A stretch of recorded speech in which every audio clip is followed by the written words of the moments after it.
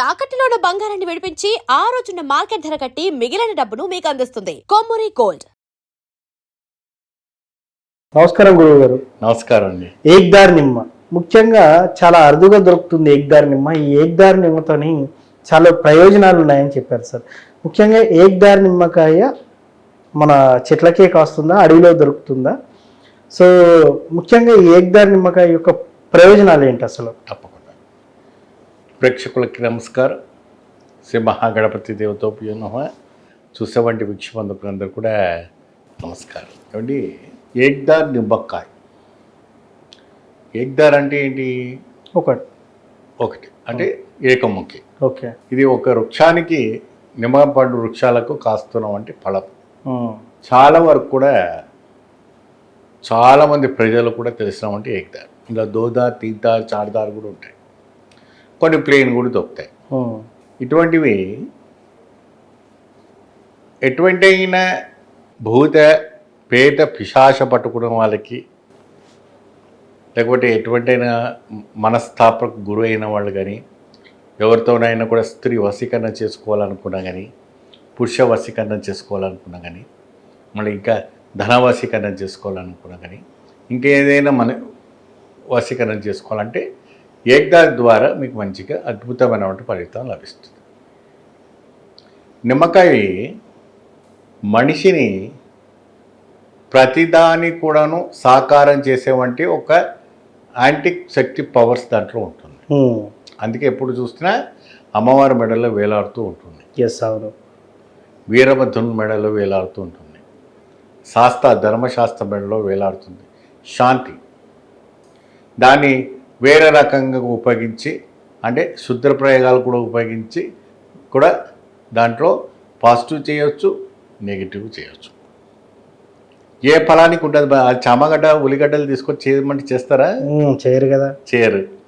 నిమ్మకాయ అదే మీరు 3 తవ్వలు వెళ్తే నిమ్మకాయ కనబడింది అంటే మీరు దాని మీదకి వెళ్తారా? వెళ్ళరు. చుట్టూ ఆ ప్రాంతం నుంచి వెళ్తారు. ఎందుకంటే దాంట్లో ఒక అద్భుతమైనటువంటి ఒక నెగిటివ్ ఎనర్జీస్ ఉంటుంది. అద్భుతం అనకూడదు దాన్ని, ఒక చెడు నెగిటివ్ ఉంటుంది. రోడ్డు మీద పడేస్తారంటే ఒక చెడు నెగిటివ్ ఉంటుంది. అద్భుతం అంటే అమ్మవారి మెడ నుంచి ఇచ్చినటువంటి ఫలాన్ని అద్భుతం ఫలం అంటారు. ఇప్పుడు వామాచార క్రియలు చేస్తారు. ఓకే. తాగుతూ మద్యం పోస్తూ హోమాలు చేస్తుంటారు. మేకలు పోస్తూ హోమాలు చేస్తారు. పూర్ణావతికి అదే ఇచ్చేస్తారు. కానీ వామాచార క్రియ అంటే అది ఎక్కువ శాతము కామాఖ్య శక్తిపీఠ దశమహావిద్యలో జరుగుతూ ఉంటుంది. అవునవును. ఏమండి, మద్యం పోస్తూ చేస్తుంటారు. దాంట్లో ఈ ఏక్దార్ నిమ్మకాయ కూడా వేస్తుంటారు. ఓకే. ఆ ఏక్దార్ నిమ్మకాయ వేయటం వల్ల వశీకరణ శక్తులు పెరుగుతాయని ఒక గట్టి విశ్వాసం అది. అటువంటి ఏక్దార్ నిమ్మకాయ ఎవరికైనా కూడా మహిళలు కానీ పురుషులకు కానీ దొరికిందంటే మీ అంత అదృష్టవంతులు ఎవరు ఉండరు. మీ అంత అదృష్టవంతులు ఎవరు ఉండరు. ఏమండి గురుగారు, మరి అది తీసుకొచ్చి మేము ఏం చేయాలి? దొరికింది, వెతకంగా దొరికింది, చెట్లలో దొరికింది, లేదంటే మార్కెట్లో దొరికింది. మొండ మార్కెట్కి వెళ్ళారంటే బ్రహ్మాండంగా దొరికిపోతుంది. ఎక్కడ వెళ్ళైనా మొండ మార్కెట్కి వెళ్ళిపోయారు అనుకోండి, బ్రహ్మాండంగా కన్ను మూసుకొని మీకు ఇచ్చేస్తారు. ఓకే. ఏరనియరు ₹1 ₹10 ఎక్కువ తీసుకొని వెతుకులాడుకోవాలి. దాన్ని తీసుకొచ్చి చక్కగా కింద శ్రీచక్ర ఆకారం ముగ్గు వేయాలి. ఓకే. అండి మా పురుషులం అండి, మాకు శ్రీచక్ర ఆకారం రాదు అండి, ఎవరైనా మహిళలతో వేయించుకోండి.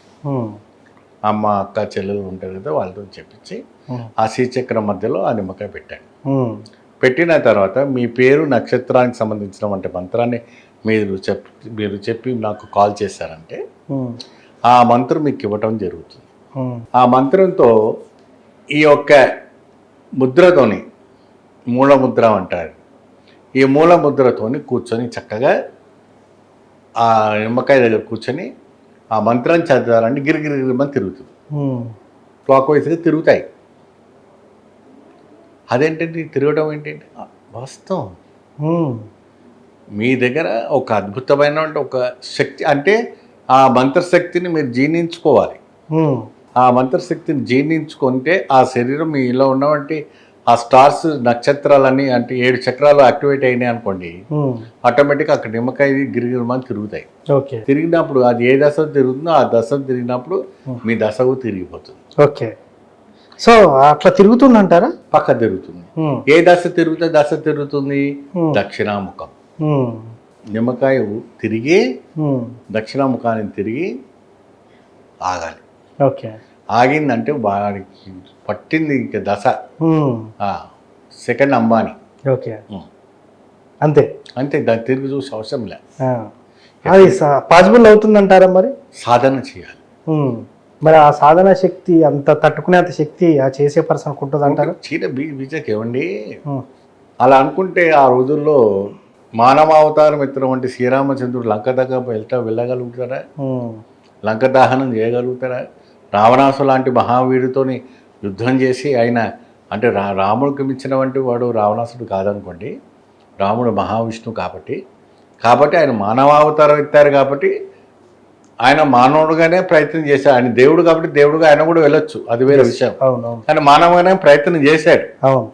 వానవ సైన్యాన్ని తీసుకొని శక్తితోని వానను కట్టుకొని లంకకు వెళ్ళి ఆ లంకలో వెళ్ళి అక్కడ రావణాసుని అంతం చేసి రావడం అని జరిగింది. కానీ మనం మానవులం కాబట్టి సాధన చేయాలి. సాధన చేస్తే అటువంటి శక్తి నీలో కలిగిందంటే ఇంకా మీ స్టార్ తిరిగినట్టే. సో మొత్తానికి ఎగ్దార్ నిమ్మకాయతో ఇంతటి ప్రయోజనాలు ఉంటాయంట. బ్రహ్మాండంగా ఉంటాయి. ఎగ్దార్లో ఉంటుంది, మళ్ళీ దోదా తీర్థాల్లో ఉండదు. సో ఎగ్దార్ నిమ్మకాయ యొక్క విశిష్టతని దానితో పూజ చేయడం వల్ల కలిగే ఫలితాలని చక్కగా వివరించారు. ధన్యవాదాలు. నమస్తే.